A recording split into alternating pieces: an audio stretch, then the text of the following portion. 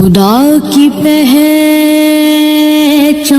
بن کے جب سے مجھے تعارف ہوا حسن کا، سمجھ میں آنے لگا ہے تب سے مجھے بھی کچھ کچھ خدا حسن کا۔ بسم اللہ الرحمن الرحیم۔ السلام علیکم ناظرین، میں سمانہ علی عبدی آپ تمام کا استقبال کرتی ہوں اپنے یوٹیوب چینل نوائے حق میں، اور آج کا میرا موضوع ہے امام حسن علیہ السلام کی فضیلت۔ آپ سبھی جانتے ہیں کہ امام حسن علیہ السلام رسول خدا صلی اللہ علیہ وآلہ وسلم کے نواسے ہیں اور امامت کی دوسری کڑی ہے، اور امام حسن علیہ السلام کے بھائی ہیں، مولا علی علیہ السلام کے فرزند ہے، جناب فاطمہ زہرا سلام اللہ علیہ کے فرزند ہے۔ یہ جو بھی میں نے باتیں کہی یہ تو خود امام حسن علیہ السلام کی فضیلتیں ہیں۔ تو آئیے جانتے ہیں اور اہم کچھ مختصر سی فضیلتیں خانم عاصمہ زینب صاحبہ سے۔ اعوذ باللہ من الشیطان اللعین الرجیم، بسم اللہ الرحمن الرحیم، الحمد للہ رب العالمین، والصلاة والسلام علی سید الانبیاء والمرسلین، سیدنا و نبینا و شفیع المذنبین ابی القاسم محمد، اللہم صلی علی محمد وآل محمد وعلی اہل بیتہ الطیبین الطاہرین المعصومین المظلومین۔ معزز سامعین السلام علیکم۔ جیسا کہ مجھ سے سوال ہے کہ میں فضائل امام حسن مجتبیٰ آپ کی خدمت میں پیش کروں، تو میں بہت مختصر وقت میں کوشش کروں گی کہ آپ کی ذات اقدس پر اور آپ کی فضیلت پر تھوڑی سی روشنی ڈال سکوں، اور جس کا آغاز میں ان چند مصروں سے کرنا چاہتی ہوں کہ جس کو سب سورہ کوثر کا چمن کہتے ہیں اس کو ہم فاطمہ زہرا کا حسن کہتے ہیں، صورت حیدر صفدر کا تو عباس ہے نام، سیرت احمد مرسل کو حسن کہتے ہیں۔ عزیزان محترم، امام حسن کی فضیلت کو بیان کرنا ایسا ہی ہے جیسے انسان سورج کو چراغ دکھا کر اس کو ظاہر کرنے کی کوشش کرے۔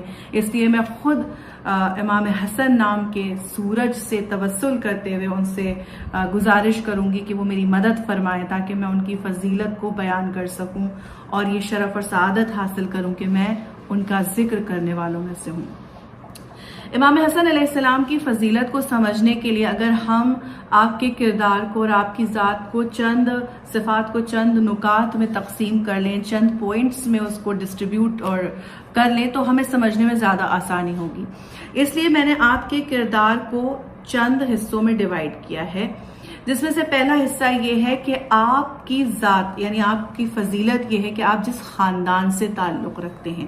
انسان کا خاندان، اس کے ماں باپ، اس کے نانا نانی دادا دادی انسان کے لیے بہت اہمیت رکھتے ہیں۔ اگر آپ دیکھیں تو یعنی آج کے دور میں انسان خود کو سید لکھ کر بہت، یعنی اس میں کوئی بڑی بات نہیں ہے، میں اس کو کوئی بڑھاوا نہیں دے رہی، لیکن لوگ سید لکھ کے اپنے آپ کو بہت باعظمت سمجھتے ہیں کہ اپنے آپ کو رسول خدا کے خاندان سے جوڑتے ہیں۔ لیکن جب آپ تصور کیجئے کہ جو حقیقتاً ڈائریکٹ رسول خدا کا نواسا ہو اس کی کیا فضیلت ہوگی۔ جناب ام الفضل کہتی ہیں کہ میں نے ایک روز خواب میں دیکھا کہ رسالت مآب کے جسم کا ایک ٹکڑا علیحدہ ہوا اور میری آغوش میں آ گیا۔ میں گھبرا کر اٹھی اور میں نے رسول خدا سے پوچھا کہ یا رسول اللہ، میں نے ایسا منظر دیکھا ہے، اس کا کیا مطلب ہے؟ آپ فرماتے ہیں، آپ مسکراتے ہیں اور اس کے بعد فرماتے ہیں کہ میری بیٹی فاطمہ زہرا کے ہاں ایک فرزند پیدا ہونے والا ہے جو تمہاری آغوش میں پروان چڑھے گا، یعنی امام حسن کی ولادت کی خبر دیتے ہیں۔ تو آپ نے اپنے نانا کے ساتھ وقت گزارا، اپنے بابا امیر المؤمنین کے ساتھ وقت گزارا، جناب فاطمہ زہرا جیسی معلمہ کے ساتھ وقت گزارا، اور آپ نے اپنے بھائی امام حسین کے ساتھ وقت گزارا۔ اور آپ کی عظمت کو ہم اس سے ہی سمجھ سکتے ہیں کہ آپ کا بابا مولا کائنات جیسا، نانا رسول خدا جیسا، ماں فاطمہ زہرا سلام اللہ علیہا جیسی، اور اس کے بعد وہ امام حسین جن کے نام پر آج ہمارا دل دھڑکتا ہے، ان کے امام کا نام بھی حسن مجتبیٰ ہے، یعنی امام حسن کی اطاعت امام حسین پر واجب تھی۔ دوسری چیز آپ دیکھیں کہ امام حسن کی مدح کو کس طریقے سے رسول خدا نے فضائل کو بیان کیا کہ حسن اور حسین جوانان اہل جنت کے سردار ہیں، چاہے یہ امام ہیں، چاہے کھڑے ہوں چاہے قیام کریں، بلکہ آپ کو بہت سے موقعوں پر امام حسن کو اور پھر امام حسین کو بھی آپ نے بہت سی چیزوں پر اور بہت سے معاہدوں پر گواہ بھی قرار دیا ہے۔ امام حسن کی ایک بہت عظیم چیز جس کے اوپر روشنی نہیں ڈالی جاتی ہے وہ آپ کی شجاعت ہے۔ امام حسن مجتبیٰ انتہائی شجاع تھے۔ جنگ جمل میں آپ نے مولا کائنات کا جس طرح سے ساتھ دیا ہے وہ قابل دید ہے۔ جنگ جمل کے اوپر آپ نظر ڈالیں تو آپ کو معلوم ہوگا کہ امام حسن کی شجاعت کس مقام پر تھی۔ تیسری چیز جو ہے وہ ہے آپ کی سیاسی سوجھ بوجھ۔ اگر آپ ان کی فضیلت کو سمجھنا چاہتے ہیں تو آپ دیکھیں کہ آپ کے اندر انتہائی درجے کی سیاسی سوجھ بوجھ پائی جاتی ہے۔ امیر شام کو جو آپ نے خطوط لکھے، جو جوابات دیے، آپ کو جس طرح سے مولا کائنات نے کوفے میں بھیجا تاکہ لوگوں کو، فوج کو وہاں سے لا سکیں جنگ صفین کے لیے، آپ نے جو خطبے دیے، جو سیاسی گفتگو کی، اس سے آپ کی سوجھ بوجھ اور سمجھ کا اندازہ ہوتا ہے۔ چوتھی چیز جو آپ کی پائی جاتی ہے، جو ہم سب بہت بہتر طریقے سے واضح ہے، وہ آپ کی صبر اور بردباری ہے۔ یعنی امام حسن نے اپنی زندگی میں اتنا صبر اور اتنے تحمل سے کام لیا ہے جس کی ہم تصور نہیں کر سکتے ہیں۔ اور اس کے علاوہ پانچویں چیز جو ہے وہ آپ کا اخلاق ہے۔ یعنی کوئی بھی انسان دنیا میں اس وقت تک کامیاب نہیں ہو سکتا جب تک کہ اس کا اخلاق اچھا نہ ہو۔ امام حسن مجتبیٰ نے اپنے اخلاق سے دنیا کا دل جیتا ہے۔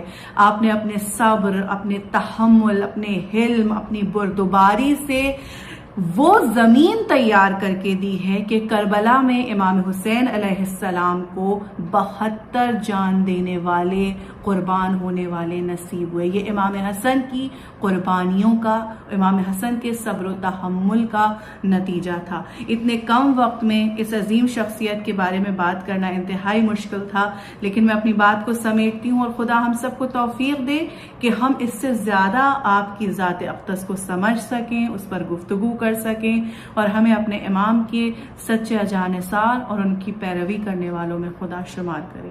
والسلام، خدا۔ تو اسی کے ساتھ میں آپ سے اجازت چاہوں گی اور اپنی حوصلہ افزائی کے لیے آپ سے یہ گزارش کروں گی کہ اگر آپ نے میرے چینل کو سبسکرائب نہیں کیا ہے تو پلیز میرے چینل کو سبسکرائب کریں اور ساتھ ہی لائک، شیئر، کمنٹ کرنا تو بالکل مت بھولیے گا، کیونکہ آپ کی رائے ہمارے لیے بہت ضروری ہے۔ شکریہ، خدا حافظ۔ خدا کی پہچان بن کے جب سے مجھے تعارف ہوا